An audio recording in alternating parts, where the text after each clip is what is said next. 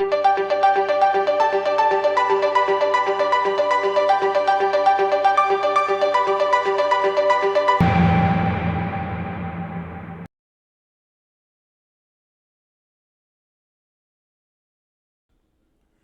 Video में हम लोग सेल पर बात करने वाले हैं steel authority of India limited.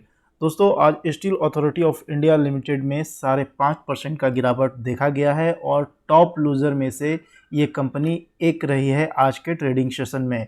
तो दोस्तों, इसका जो करंट मार्केट प्राइस अभी चल रहा है वो 121.45 है, जो 5.5% गिर करके लास्ट ट्रेड प्राइस यहाँ पर शो हो रहा है।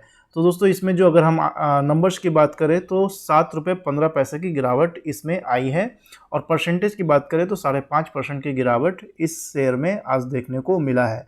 तो हम लोग ज़्यादा समय बर्बाद नहीं करेंगे और मुद्दे पर चलेंगे। तो मुद्दा ये है कि इस वीडियो में हम लोग steel authority of India limited की अब लेवल्स ढूंढेंगे कि वो कौन सा लेवल्स है जहाँ पर स्टील अथॉरिटी ऑफ इंडिया जो है आ सकता है और वहाँ से एक्यूमुलेशन किया जा सकता है, और वो कौन सा लेवल है जहाँ अगर स्टील अथॉरिटी ऑफ इंडिया वापस ऊपर की तरफ जाता है तो कहाँ पर प्रॉफिट बुकिंग आ सकती है, और अगर हम लोग नीचे के लेवल पर एक्यूमुलेट करते हैं तो फिर हम लोग कहाँ पर प्रॉफिट बुक करेंगे। ये सारी चीज़ों की चर्चा इस वीडियो में हम लोग करेंगे। लेकिन इससे पहले मैं ये बात बता दूं कि steel authority of India limited जो है धीरे धीरे कंपनी प्रॉफिट में आ रही है और इसमें लंबे समय के लिए भी निवेश किया जा सकता है और अच्छे रिटर्न की अपेक्षा की जा सकती है।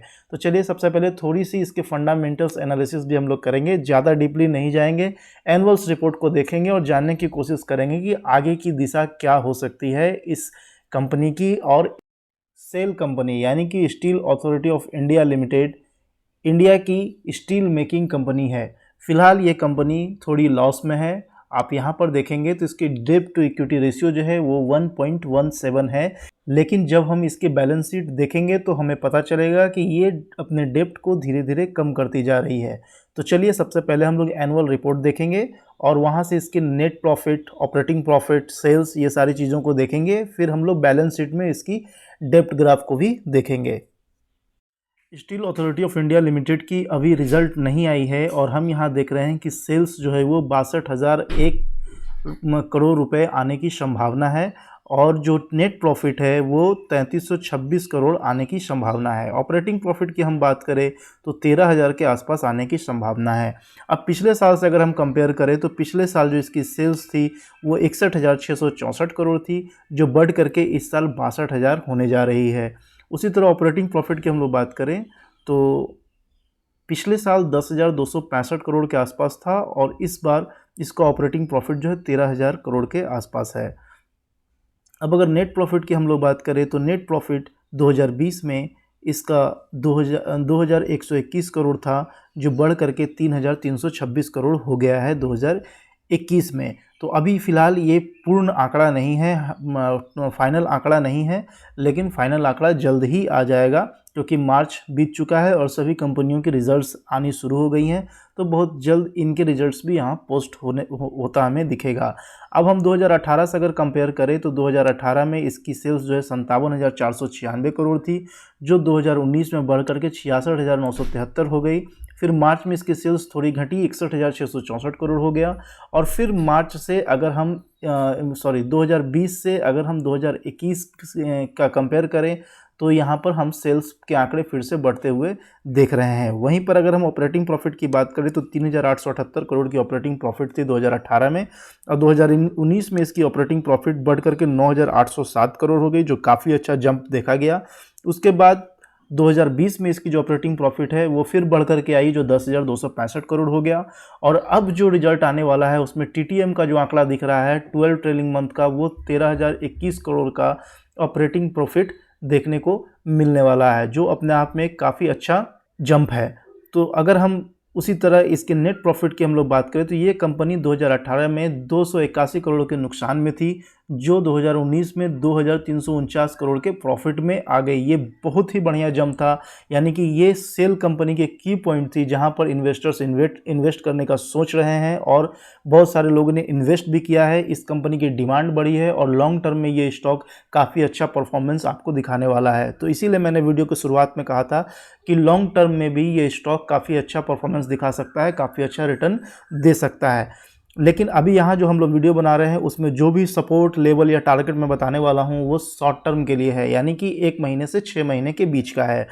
तो दोस्तों ये था हमारा नेट प्रॉफिट, ऑपरेटिंग प्रॉफिट और सेल्स के आंकड़े जो एनुअली कंपनी द्वारा रिपोर्ट की जाती है। वो हमने यहाँ पर देखा किस तरह से कंपनी ने अपने नेट प्रॉफिट को, ऑपरेटिंग प्रॉफिट को और सेल्स को हर साल बढ़ाने की कोशिश की है और बढ़ाया भी है। तो चलिए थोड़ी बैलेंस शीट में हम देखेंगे कि इसने अपने डेब्ट के बारे में क्या सोचा और अपने डेब्ट के साथ ये क्या कर रही है।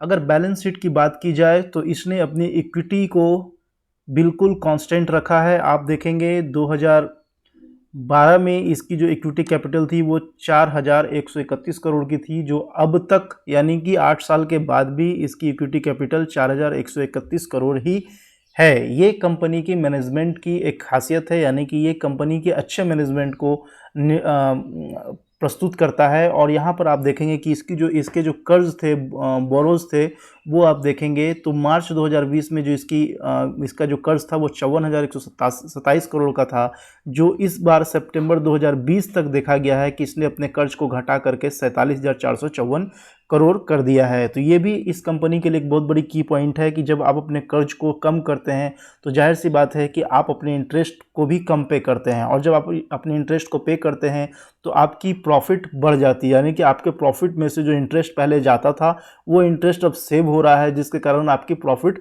बढ़ जा रही है। तो ये था फंडामेंटल्स आंकड़े सेल्स के। तो सेल्स मतलब steel authority of India limited. अब चलिए इसके हम कुछ टेक्निकल एनालिसिस भी करते हैं और वहाँ से हम इसके लेवल्स और टारगेट की भी जानकारी लेंगे। तो अभी आज के मार्केट सेशन में हमने देखा कि सेल्स में 5.5% की गिरावट आई है। तो बहुत सारे इन्वेस्टर्स डर चुके हैं कि भाई हमने इस स्टॉक में एंट्री की और एंट्री करते ही स्टॉक गिर गया है। तो मैं ऐसे इन्वेस्टर्स को बताना चाहूँगा कि बिल्कुल घबराने की बात नहीं है। सेल्स लंबे समय में काफ़ी अच्छा प्रॉफिट जनरेट करके दे सकता है। लेकिन अगर लेवल और टारगेट की हम बात करें तो अगर आपने अभी तक एंट्री नहीं की है तो अभी भी एंट्री करने के मौके सेल वापस दे रहा है, यानी कि सेल अभी नीचे की तरफ खिसकने वाला है। हो सकता है कि 100 के लेवल तक ये खिसक सकता है, तो वहाँ पर आप एक्यूमुलेट कर सकते हैं। चलिए इसकी हम पूरी प्रारूप जो है हम एक चार्ट के जरिए समझेंगे और वहाँ समझेंगे कि किस किस लेवल पर एक्यूमुलेट किया जा सकता है और कौन कौन से लेवल पर प्रॉफिट बुकिंग आ सकती है, या फिर जिन्होंने एक्यूमुलेट किया है वो प्रॉफिट कवर कर सकते हैं। तो चलिए सेल के चार्ट पर हम लोग चलते हैं। दोस्तों ये सेल्स का टेक्निकल चार्ट है जहाँ पर हम प्राइस शो होता है, आप इसे प्राइस चार्ट भी कर सकते हैं।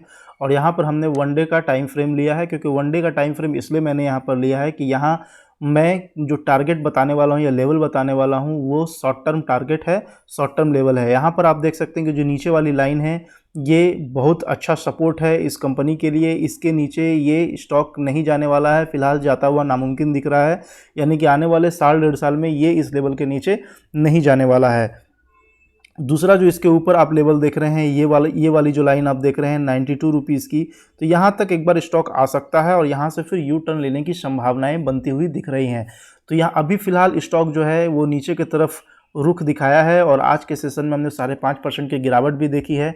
तो ये स्टॉक फिलहाल इस लेवल तक आ सकता है जो 106 रुपये का लेवल है। इस लेवल पर आने के बाद भी एक्यूमुलेशन किया जा सकता है, यानी कि 106 रुपये पर आप एक्यूमुलेट कर सकते हैं, उसके बाद दोबारा आप 92 रुपये के आसपास एक्यूमुलेट कर सकते हैं। और 85 रुपये के नीचे फिलहाल साल 1.5 साल तक ये जाने को नहीं दिख रहा है और ये स्टॉक बहुत ही स्ट्रॉन्ग अप ट्रेंड में ट्रेड कर रहा है, यानी कि स्ट्रॉन्ग ये कंपनी जो है आने वाले लंबे समय में 5 से 10 साल में काफ़ी अच्छा रिटर्न अपने इन्वेस्टर्स को दे सकता है, जो हम लोग फंडामेंटली भी देख चुके हैं। और टेक्निकल एनालिसिस करने के बाद भी जो मैंने आंकड़े निकाले हैं उससे पता चलता है कि ये स्टॉक काफ़ी अच्छा रिटर्न दे सकती है अगर आप लंबे समय में इसमें इन्वेस्टेड रह सकते हैं। आप सभी जानते हैं कि सेल एक जानी मानी कंपनी है और भारत की बहुत बड़ी कंपनी है जो स्टील्स बनाती हैं। तो चलिए दोस्तों अब हम उस लेवल को आपको दिखा दें कि जिस लेवल पर आप अपनी प्रॉफिट बुक कर सकते हैं। ये तो हमने आपको बताया एक्यूमुलेशन लेवल, और ये जो सबसे लास्ट वाला लेवल है वो लेवल है जहाँ से स्टॉक नीचे जाना नहीं चाहेगी। यहाँ ये बहुत इंपॉर्टेंट लेवल है और इस लेवल से नीचे स्टॉक नहीं जाएगी, लगभग नामुमकिन सा दिख रहा है। लेकिन मैं इससे पहले आपको बता दूं कि ये स्टॉक मार्केट है, कुछ भी हो सकता है, फिर भी ये वो लेवल है जहाँ से स्टॉक को नीचे जाना काफ़ी मुश्किल है, लगभग नामुमकिन सा है। आप यूँ कह सकते हैं कि 90% चांस है कि ये स्टॉक इस लेवल के नीचे नहीं जाएगा। कौन से लेवल के नीचे? तो ये सबसे नीचे वाली जो लाइन है 85 रुपये से नीचे ये स्टॉक नहीं जाएगा, इसकी बहुत ज़्यादा संभावना है। अब हम लोग बात करते हैं कि ऊपर के टारगेट क्या है जहाँ पर प्रॉफिट बुकिंग की जा सकती है, या फिर अगर हमारा पोजीशन है तो कहाँ पर हम प्रॉफिट बुक कर सकते हैं। तो चलिए हम उस लेवल की भी बात करते हैं। तो दोस्तों यहाँ पर दो लेवल हम लोग देख रहे हैं जहाँ पर आप अगर इन्वेस्टेड हैं या फिर आपने पोजीशन लिया है तो आप इस दो लेवल पर अपनी ट्रेड एग्जिट कर सकते हैं। पहला लेवल है 168 रुपये का, जहाँ पर प्रॉफिट बुकिंग आ सकती है, और अगर आपने भी पोजीशन बना रखा है या फिर आप इन्वेस्टेड हैं तो आप भी यहाँ पर प्रॉफिट बुक कर सकते हैं। दूसरा लेवल है 190 का। अगर आपको ज़्यादा प्रॉफिट लेने की चाहत है तो आप 190 तक भी वेट कर सकते हैं, जो आपको कम समय में यानी कि आने वाले 1 महीने से लेकर के 6 महीने के बीच में आपको ये लेवल देखने को मिल सकता है। तो 190 रुपये का दूसरा टारगेट है और पहला टारगेट है 168 रुपये का। लेकिन अगर आप मेरी राय माने तो इन दोनों लेवल पर आप 25% तक करके प्रॉफिट अपना बुक करें, और बाकी का 50% इन्वेस्टमेंट आप रहने दें लॉन्ग टर्म के लिए, जहाँ आप ज़्यादा से ज़्यादा पैसा बना सकें। आपको मैं एक बात बता दूं कि आप शॉर्ट टर्म में अगर आप 100 रुपये लगाते हैं तो उस पर 20 रुपये कमा सकते हैं, 25 रुपये कमा सकते हैं। लेकिन अगर आप लॉन्ग टर्म में इन्वेस्ट करते हैं, लंबे समय के लिए इन्वेस्ट करते हैं, 10 सालों के लिए, 12 सालों के लिए, 15 सालों के लिए, 20 सालों के लिए इन्वेस्ट करते हैं, तो आप 100 रुपये के जगह पर 1 लाख भी आप रिटर्न कमा सकते हैं। ये है शेयर मार्केट की खासियत, खूबी, जिसके कारण लोग शेयर मार्केट में आते हैं और पैसा इन्वेस्ट करते हैं। तो चलिए दोस्तों, आशा करता हूँ कि आपको मेरा वीडियो पसंद आया होगा। तो जल्द ही फिर एक नए वीडियो के साथ मैं हाजिर। अगर पसंद आया है तो मेरे वीडियोस को लाइक कर दें, अपने दोस्तों, अपने सहयोगी और अपने रिश्तेदारों के बीच में शेयर कर दें। आपने अगर मेरा चैनल सब्सक्राइब नहीं किया है तो प्लीज़ मेरे चैनल को सब्सक्राइब कर दीजिए, बेल बटन जरूर दबा दीजिए ताकि मेरे आने वाली हर वीडियो का नोटिफिकेशन आपको मिल पाए। तो चलिए दोस्तों, जल्द ही एक नए वीडियो के साथ हाजिर होता हूँ। तब तक के लिए धन्यवाद एंड ऑल द बेस्ट।